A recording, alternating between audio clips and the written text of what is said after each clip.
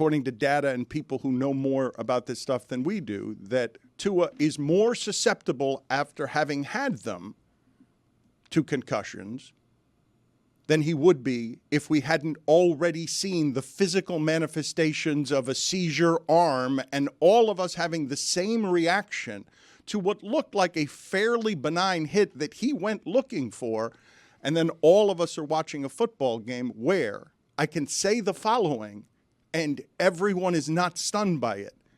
A player who was dead on the field last season and forced a game's cancellation hit another player in a way that didn't look that violent to any of us, to a seeking that contact.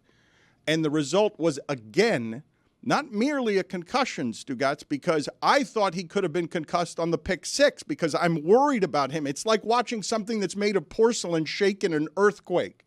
I'm worried about him in the pocket, outside the pocket. Anytime he runs, I don't want him running. I'm not watching football this way with anybody else, Stugotz.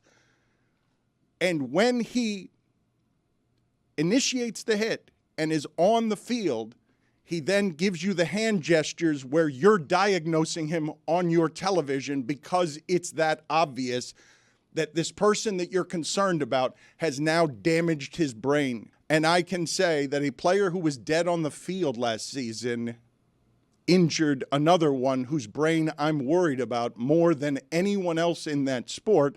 And the result is a very human coach kissing a player on the head as if he's a child in a Little League game. It was kind of an amazing moment to see Mike McDaniel and just see the emotion from him the rest of the game. He was in another place. He was concerned about his friend. He was concerned about Tua. He was concerned about the guy that has taken this journey with him since he became Dolphins head coach. Dan, like you say the obvious things. It's a violent sport, and some guys get through it fairly unscathed, and some guys don't. And Tua obviously is one of the guys that has not been able to get there. But I guess what I'm asking you is, how am I supposed to discuss the following? Like, when is the proper care to show on this?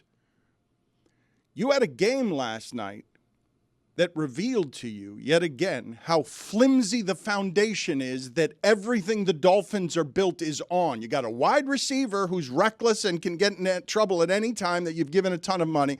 You've got a quarterback you've given a ton of money that all of last season helped us forget that this was a possibility, and then you gave him the money. So you've got the foundation over here, and it seems secondary to somebody is playing through brain problems that are problematic and noticeable to all in a way that can't even be hidden by football, which has, for a long time, Stugotz, been able to hide this particular thing when it happens, and it can't be hidden when he can't have a concussion quietly. When you see his hands do that, it's not happening all over the league. The physical manifestation of you're worried about one guy's brain more than any other in that sport, and then the hands go and stiffen in a way that tell you, oh, I could diagnose him from my couch. He can't come back into this game, and who knows when he's going to come back, and is he going to have the conversations again with his mother who wants him to retire for understandable reasons. We're armed with the visual of this particular player having that moment 2 or 3 separate times now.